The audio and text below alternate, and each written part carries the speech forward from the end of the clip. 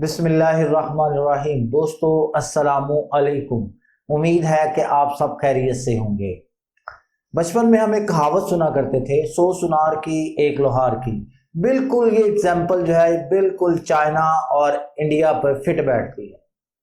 China ने एक ही झटके में इंडिया को तहबाला कर दिया है। एक ही झटके में ईरान की जान जो है वो इंडिया से छुड़ा ली है और एक जुनाटेदार थप्पड़ जो है वो अमेरिका के मुंह पर मारा है कि तुम्हारी पाबंदियों के बावजूद मैं यहां पर $400 बिलियन की सरमायाकारी जो है वो करने जा रहा हूं, तुझसे जो कुछ होता है वो तू कर ले। अब हम सब ये जानते हैं कि अमेरिका ने ईरान पर बहुत सारी सैंक्शंस लगाई हुई है, जिसमें कुछ इकोनॉमिक है और कुछ जो है वो ऑयल को एक्सपोर्ट करने के बारे में है। अब चाइना ने इन तमाम सेक्शन को रोंदते हुए ईरान में $400 बिलियन की सरमायाकारी करने का फैसला किया है। अब अमेरिका को पहली मर्तबा मिला है कोई ऐसा कंट्री जो कि मुआशी लिहाज से, मुआशरती लिहाज से और सियासी लिहाज से अमेरिका का मद्दे मुकाबला है। और अमेरिका जो पॉलिसी बनाता है उसके रिटोरिक एक पॉलिसी जो है वो लेकर आ जाता है, यानी जो चाइना है वो बिल्कुल उसका कंपेटिटर मालूम होता है। अब हम उस सरमायाकारी की बात करते हैं जो चाइना जो है वो ईरान में करने के लिए जा रहा है। अब हम उसका रोड मैप देखते हैं। उसमें $280 बिलियन जो है वो एनर्जी और $280 बिलियन जो है वो एनर्जी के सेक्टर में इन्वेस्ट करेगा, जिसमें ऑयल और गैस आ जाती है। उसके बाद $120 बिलियन जो है वो इंफ्रास्ट्रक्चर बिल्डिंग पर करेगा, जिसमें रोड्स आ जाती हैं, रेलवे आ जाती हैं, पोर्ट्स आ जाती हैं। पोर्ट्स के मुतालिक मैं आपको बतलाता जाऊं कि यहाँ पे 3 पोर्ट्स जो है वो बड़ी अहमियत की हामिल है। ईरान में 3 पोर्ट्स बहुत ज्यादा अहमियत की हामिल है। एक है चाबहार की पोर्ट, दूसरी है जास पोर्ट और तीसरी है बंदर अब्बास पोर्ट। इसके बारे में मैं एक अलग वीडियो बनाऊंगा, लेकिन फिलहाल ये 3 जो पोर्ट्स है ये चाइना के लिए और ईरान के लिए बहुत ज्यादा अहमियत की हामिल है और यहाँ पर बहुत ज्यादा पैसा जो है वो इन्वेस्ट किया जाएगा। इनमें जो सबसे बड़ी पोर्ट है वो चाबहार की पोर्ट है। वो बहुत बड़ी है, लेकिन इतनी बड़ी नहीं कि वो ग्वादर का मुकाबला कर सके।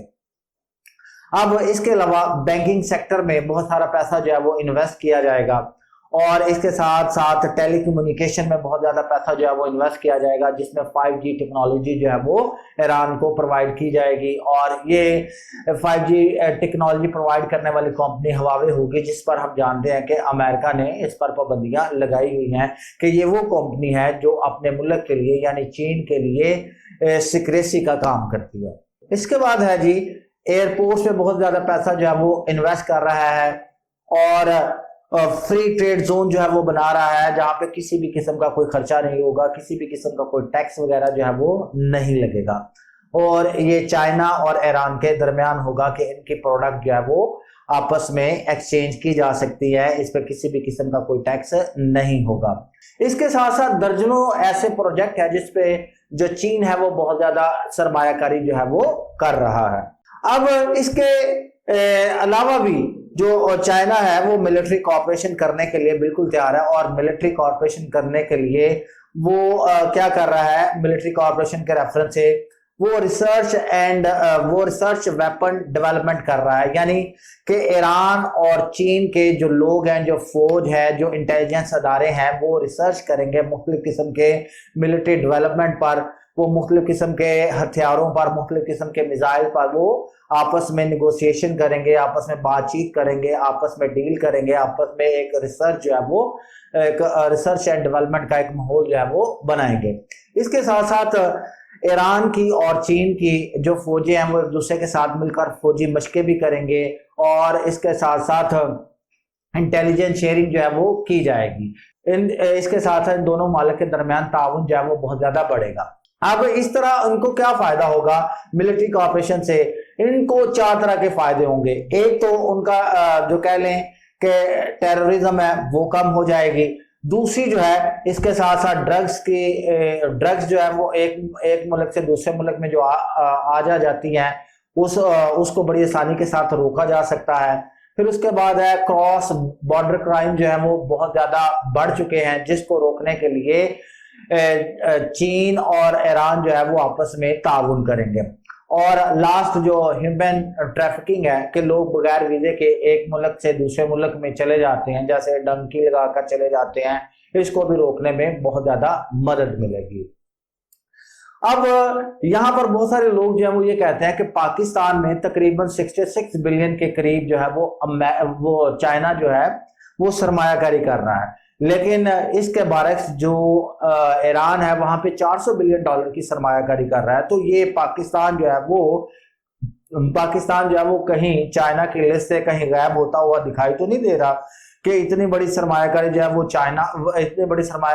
ईरान में लगा रहा है और थोड़ी सी सरमायाकारी जो है वो पाकिस्तान पर लगा रहा है। इसका जवाब बिल्कुल सिंपल है कि पाकिस्तान पर जो वो सरमायाकारी कर रहा है वो सिर्फ और सिर्फ रोड्स पर कर रहा है, सिर्फ इंफ्रास्ट्रक्चर बिल्डिंग पर कर रहा है। बदले में पाकिस्तान से वो कुछ नहीं ले रहा है सिवा राहदारी के। लेकिन जो डील वो ईरान के साथ कर रहा है उसमें बदले में वो उससे तेल जो है, ऑयल जो है वो उससे ले रहा है, और ये तेल जो है इंतहाई सस्ते दामों ले रहा है। एक तो होता है सस्ते दाम, एक होता है इंतहाई सस्ते दाम, यानी बहुत ज्यादा डिस्काउंटेड रेट पे तेल जो है वो ईरान से वो लेगा। जैसा कि इंटरनेशनल लेवल पे अगर देखें, पिछले महीने जो ऑयल की प्राइसेस थी वो तकरीबन $38 के करीब थी।